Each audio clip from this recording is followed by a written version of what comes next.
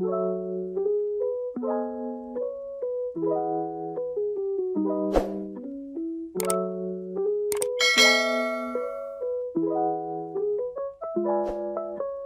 guys, welcome back to my YouTube channel. Jadi di video hari ini aku mau ngomongin tentang tugas-tugas di desain interior semester 2. Nah, kemarin itu aku udah bikin yang semester 1 punya. Kalau misalnya kalian belum nonton, kalian bisa nonton di sini. Nanti aku bakal taruh cardnya.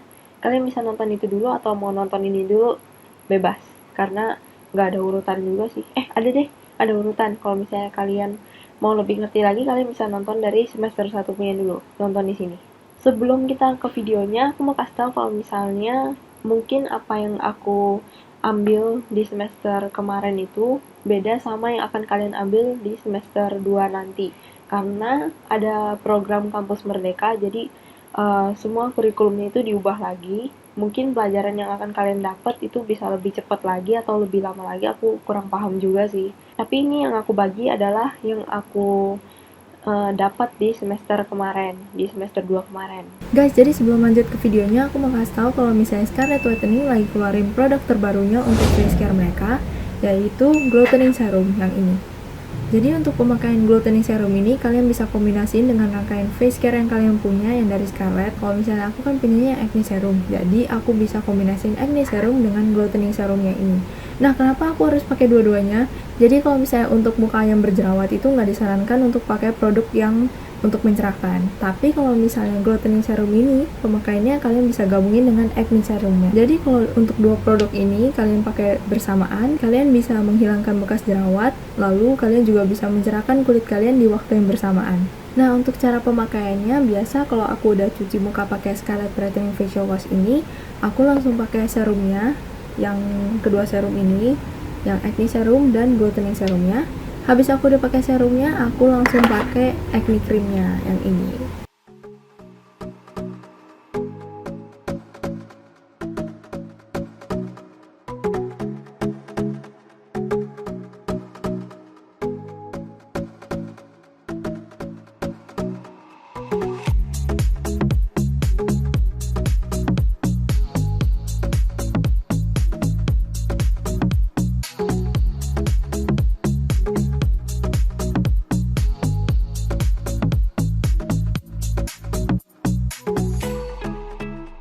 Jadi untuk Glow Toning Serumnya tersendiri aku udah pakai selama 5 hari, dan progres yang aku rasain itu kulit aku jadi lebih cerah, bekas jerawat aku juga memudar, terus muka aku juga jadi jauh lebih glowing, dan tekstur kulitnya juga jadi jauh lebih baik daripada yang sebelumnya. Nah, kandungan yang ada di Glow Toning Serum ini apa aja sih? Yang pertama itu ada tranexamide acid, lalu ada niacinamide, ada geranium oil, dan ada allantoin. Apa sih itu? Jadi untuk tranexamide acid itu melindungi kulit kalian dari sinar UV dan meratakan warna kulit kalian. Untuk niacinamide bisa membantu melembabkan kulit, menyamarkan noda hitam, dan mengendalikan produksi minyak yang ada di wajah kalian. Untuk geranium oil itu bisa menyamarkan garis halus di wajah kalian dan juga mengencangkan kulit kalian dan memperlambat penuaan. Nah, untuk allantoin ini dia kaya akan antioksidan, jadi bisa membantu pertumbuhan kolagen di kulit kalian. Oh ya, aku juga mau info kalau misalnya Glow Toning Serum ini udah diregistrasi di BPOM. Jadi aman banget nih buat kulit kalian. Harganya cuma 75.000 aja. Kalau misalnya kalian mau beli, kalian bisa beli di Shopee-nya. Aku bakal taruh di deskripsi di bawah. Atau aku bakal taruh kontak WA dan lainnya juga di sebelah sini. Jadi kalian bisa langsung aja cek ke Shopee-nya mereka, atau kalian juga bisa langsung kontaknya mereka yang ada di bawah ini. Jadi untuk link Instagramnya aku bakal taruh di deskripsi juga. Nah, untuk Instagramnya itu namanya @scarlett_whitening. Setelah nonton video ini, kalian bisa langsung cek ke Instagram dan Shopee-nya mereka. Oke, tanpa basa-basi lagi, kita langsung aja ke inti videonya. Jadi, pelajaran pertama itu ada desain dasar 2. Desain dasar 2 ini adalah lanjutan dari desain dasar 1. Kalau misalnya desain dasar 1 itu kita belajarnya kan tentang kayak bikin barang-barang abstrak gitu. Jadi desain dasar 2 ini versi lebih advance-nya lagi daripada desain dasar 1.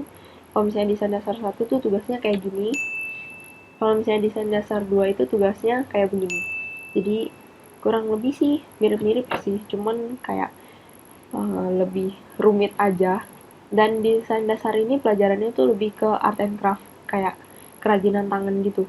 Next, gambar 2. Gambar 2 ini adalah program lanjutan dari menggambar 1. Kalau menggambar 1 itu kan kita gambarnya kayak botol aqua, terus kita juga gambar kursi deh, sama pohon kemarin. Tapi kalau misalnya di gambar 2 ini kita lebih ke interiornya. Jadi kalau misalnya di gambar 2 ini kita belajar bikin perspektif, terus bikin furniture di dalam perspektifnya, kayak gitu-gitu. Semua kita pelajarnya kayak gitu. Contohnya, kayaknya aku ada deh. Tunggu sebentar aku cari. Nah, kalau nggak salah ini adalah menggambar 2. Kita belajar pakai watercolor, belajar pakai Copic, itu semua belajarnya di pelajaran menggambar 1 dan 2. Jadi ini contohnya, tapi ini jelek banget guys. Aduh, gue sampai malu nunjukinnya. Kenapa plafonnya aku kasih warna kuning? Kenapa plafonnya aku kasih kuning ya? Kalau pantulan dari lampu kan nggak mungkin nih. Jelek banget sih guys, sumpah. Kalian mesti tahu ya, aku kan tugas akhir. Aku kan UASnya menggambar 2 itu kan disuruh bikin interior juga nih kayak gini. Terus aku ujung sini, aku kasih pohon Natal. Oke, jadi itu kira-kira gambaran dari menggambar 2. Next, ada pelajaran ergonomi. Nah, ergonomi ini adalah pelajaran teori. Jadi, itu lebih kayak kita pelajarin kayak gini loh. Misalnya tinggi meja ini normalnya itu harus 75-90 cm. Kalau lebih dari itu atau kurang dari itu, pasti orang yang pakai itu akan gak nyaman. Ya istilahnya kita belajar kayak gitulah ya, kayak Human Dimension. Itu bukunya sih salah satunya. Ini adalah pelajaran teori yang penting buat interior, karena kalau misalnya kita gak tahu aturan ini, pasti kita desainnya tuh bakal ngasal banget. Next, ada pelajaran desain furniture 1. Nah, desain furniture 1 ini adalah pelajaran kita kayak bikin desain furniture lah ya. Tapi di desain furniture 1 ini kita belajar bikin credenza. Credenza itu kayak rak TV atau rak apapun lah, rak. Bentar, aku cari fotonya. Udah debuan gila. Jadi ini contoh credenza yang aku bikin. Nah, banyak kan di semester 2 ini kita udah pakai kertas A2. Kalau misalnya di semester 1 itu kan kita masih pakainya A3. Jadi itu masih agak kecil kan. Kalau misalnya A2 ini agak gede. Kegedean sih. Terus kita juga di sini belajar bikin tampak, potongan, dan detailnya. Jadi selama 1 semester tugasnya ini sih. Gitu. Terus kalau nggak salah, ini kenapa kayak gini ya? Terus kalau nggak salah sebelum UTS itu kita diminta buat gambar 100 credenza. 100 apa 10 ya? 10 deh kayaknya, nggak nyampe 100 sih kayaknya. Nah, terus pelajaran selanjutnya adalah pengetahuan bahan interior. Jadi di sini kita belajar semua bahan-bahan tentang interior. Sebentar, aku lihat catatan aku dulu. Ada nggak ya? Tapi intinya sih kita itu lebih ke pelajaran teori sih. Jadi UTS-nya sama UAS-nya itu kayak cuman jawab-jawab pertanyaan doang, bukan yang kayak bikin bahan interior dan segala macem. Nggak ada sih, aku nggak ada catatannya. Mana? Nah, pelajaran berikutnya itu adalah konstruksi bangunan. Jadi di konstruksi bangunan ini kita belajar tentang konstruksi sebuah bangunan. Iya benar sih. Jadi kita belajar kayak fondasi sebuah bangunan, gitu kita pelajarin. Terus cara gambar tampak, potongan, dan detail sebuah pintu. Terus kita juga belajar bikin konstruksi tangga dan segala macam. Jadi itu semua kita pelajarin di konstruksi bangunan. Kira-kira tugasnya itu kayak gini. Tapi ini aku nggak pakai rotring karena dosen aku bilang nggak usah pakai rotring. Jadi ya udah kita kumpulinnya nggak pakai rotring. Terus kayaknya sih nggak kelihatan nih. Kelihatan nggak ya? Oh iya, terus konstruksi bangunan ini kita juga belajar bikin denah, tapi versi lebih complicatednya. Jadi kita diminta buat print satu denah, cari di Google. Terus kita harus ada dimensinya juga lengkap. Nanti kita bikin kayak gini. Jadi kita bikin denahnya lengkap di rotring juga, kayak gini jadinya. Kurang lebih kayak gitu lah.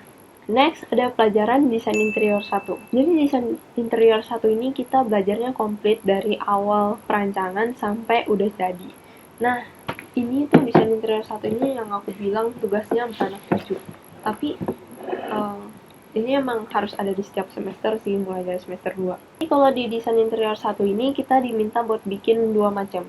Yang satu programming, yang satu gambar kerja. Jadi kalau programming itu kita lebih ngomongin ke kliennya suka apa, terus kliennya hobinya apa dan segala macam. Terus kita lebih ke analisis ruangannya sesuai nggak sama kebutuhannya, kayak gitu-gitu sih. Kenapa tadi ini di sini? Jadi ini adalah contoh programming, tapi ini aku pakai yang DI2, yang sekarang kita ngomongin kan DI1. Kalau desain interior 1 itu kita ngomonginnya tentang desain apartemen. Kalau misalnya DI2 itu kita tentang rumah tinggal. Terus ini kayak ada data literaturnya, terus ada analisisnya, terus segala macem sampai konsep yang kita mau bangun gitu lah, kira-kira kayak gitu. Kalau programming udah selesai, kita lanjut ke gambar kerjanya. Nah, di gambar kerjanya inilah yang agak banyak. Sebenarnya programming juga banyak sih. Programming itu kurang lebih 70-80 halaman, kurang lebih ya. Terus kalau misalnya gambar kerjanya itu 20 halaman ada kali ya. Jadi gambar kerjanya ini kita harus lengkap, ada tampak, potongan, detail, denah yang didesain, terus sama perspektifnya juga. Perspektifnya itu ada 2 macam, yang satu berwarna, yang satu enggak. Ya banyak sih, kayak gitulah. Karena ini tuh projectnya yang lumayan complicated, dan yang paling nyita waktu ya project ini, desain interior 1 gitu.